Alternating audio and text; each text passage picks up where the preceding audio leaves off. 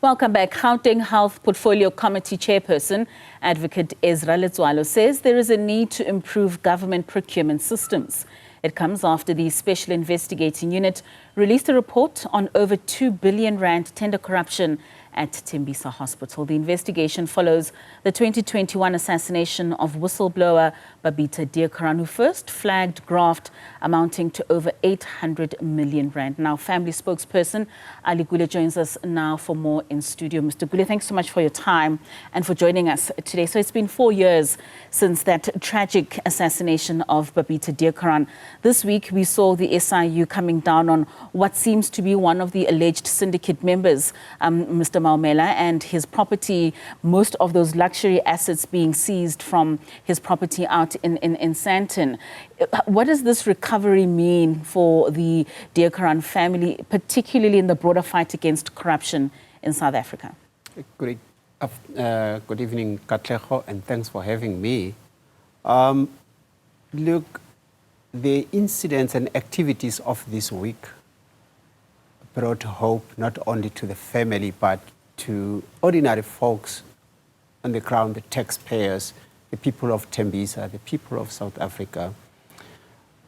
We must point out that it's in the public domain that many people don't trust even these commissions because of the perception that says if you're powerful, if you're politically connected, nothing will happen to you. People literally got away with murder.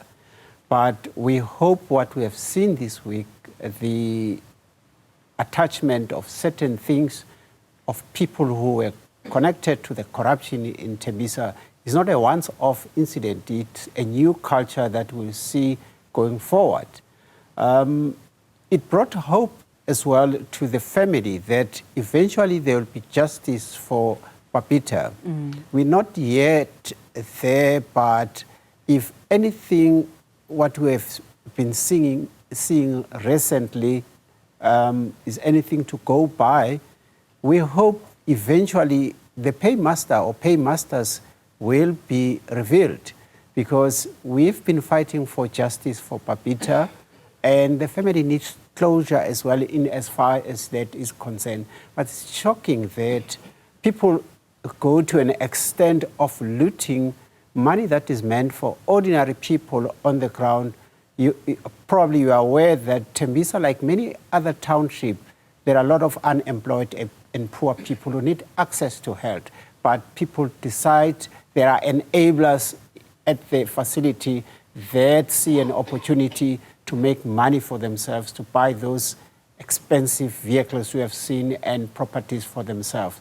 But in a nutshell, what we have seen this week really does bring hope. I mean, you speak about just the extent of hope that the seizing of many of these luxury goods brings to the family, but you also spoke about the non-confidence that you have in the system as a whole, especially for those paymasters that could have ordered for such a hit. We also saw Katiso Molefe being released on 400,000 rand bail in this week. What do those sentiments then feel like in the midst of everything that is currently going on?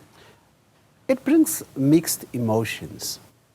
Although the case is about Babita, who flagged the wrongdoing at the hospital, Babita is not the only whistleblower that has suffered. But we're using her immaculate name also to fight for the promotion and protection of whistleblowers. We've seen one in Egoruleni. One is too many. Yeah. If nothing is happening, if the law enforcement are not doing anything, it sends a bad message to other potential whistleblowers that if you stand up and do the right thing, this may happen to you. But we think this is not only bringing hope, but it's a move in the right direction. For now, Tembisa Hospital remains a crime scene until everyone who was involved is arrested and prosecuted. That can only be the right thing for the people of South Africa. But for now, we're just hoping and looking forward that eventually there will be justice for Babita. And for the people of Tembisa as well. 2 billion is a lot of money. If 2 billion is taken away from ordinary hospital like Tembisa Hospital, it means less ambulance, less beds, longer queues because people need help. This is money that is meant for people who need access to health more than any other thing. And I mean, just speaking of that extent at Tembisa Hospital, the SIU head spoke about 3 syndicates. So we're still looking to hear about 2 more syndicates that could have been operating at Tembisa Hospital. What does this reveal about the depth and the reach of corruption and that network? I think we must be wiser. What is happening or what happened at Tembisa Hospital may typify what is happening in other hospitals and clinics and government agencies all over the province, if not all over the country. The fact that Babita flagged all the shenanigans there does not mean other hospitals where there has been no whistleblower who stood up, there's nothing happening. I think we must use that as a case study that we must now, the provincial leadership must now be a little bit more aware and start scratching surface, especially about procurement. We have seen that with SOEs, we have seen that with many government departments, including municipalities. We must not be surprised as if we didn't know that there's corruption in government departments. But now that we've got a good starting point, let's search and check everywhere. And those that are implicated, something drastic must happen to them. Let's get rid of them. And there's been a good call that people are calling for renaming that hospital to Babita. Yes. But for now, it's a bit early. First, let's get justice for Babita and see if that hospital is cleansed from all the wrongdoing of corruption. And I mean, speaking of like you're saying, this could just be the domino effect of what we possibly see with other public hospitals and public entities where corruption has been ongoing. Do you think the ongoing asset seizures that we're now seeing will sort of open a platform for more people to whistleblow? It's a good move. It's a very good move, and it sends a clear message that the law enforcement agencies now are serious about doing something. Like I'm saying, if you refer to the Zondo Commission and other commissions before that, a lot of findings and recommendations has been done. But as long as those recommendations are not executed, people lose hope in the government. What we have seen this week is somehow resuscitating hope and confidence that at least something in the right direction is done by the government. We saw a lot of reaction on social media once these luxury goods were being seized. And I think the sentiment more than anything were a lot of people saying Babita's lost her life just for people to go and buy these luxury items. Does it really create a picture really of what it is that she lost her life for, how meaningless it was for these possible alleged syndicates to have taken her life in exchange for the luxury cars, the luxury paintings and the big mansions? Look, I think we're dealing, for a lack of a better word here, with monsters. That shows that if you stand in a way of people who've got evil intentions, anything can happen to you. But looking beyond Babita as a person, the money that is stolen everywhere within our departments, within the municipalities, is meant for you and I, ordinary people.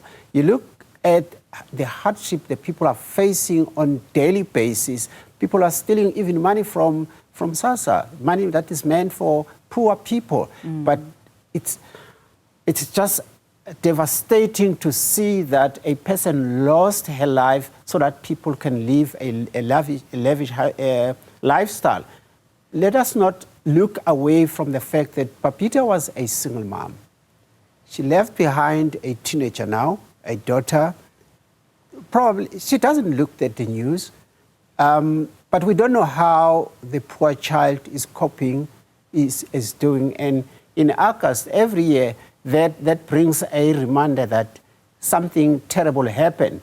As if that is not bad enough, Babita was killed in a Women's Month. How bad can that be? So we're dealing definitely with people that are heartless here, hardcore criminals. Everyone who has been involved must go to jail. But regarding Molefe getting a bail, we don't want to comment much, but we hope the court took into consideration everything regarding the merits of the case. But for me, that is not it's like an own goal. It's not a good move because there are other people who are involved in this case. They will feel a little bit more intimidated. We're not sure if it's going to interfere with the witnesses or whatsoever, but I don't agree with the court releasing him on bail, especially when investigations are still pending. All right, Mr. Ali Gule, thank you so much for your time. And certainly it could never be easy, particularly for the Deokaran family, in seeing all of this unfold. But like you say, justice for Babita is what we certainly do all hope for at the end of the day. Thank you so much for joining us. That was Ali Gule, who is the family spokesperson for the Deokaran family.